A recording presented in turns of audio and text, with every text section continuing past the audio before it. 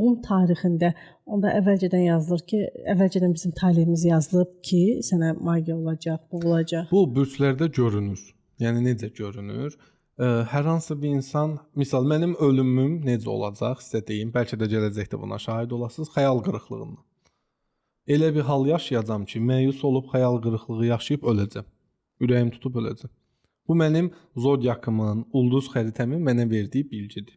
Amma misal, mən deyək ki, evli deyiləm də hal-hazırda, subayam, amma mənim 2 övladım olacağı görünür. Yəni ulduz xəritələri bunun 2 qız olacağını deyir ki, bunlar ki gələcəkdə olan bir prosesdir, sizə deyirəm. Bəli. Uyğun olan sahəmin terapiya olduğu deyilir. Hər zaman maddi yöndə zaten ilahi tərəfindən dəstəkləndiyim olur ki, elə də olur.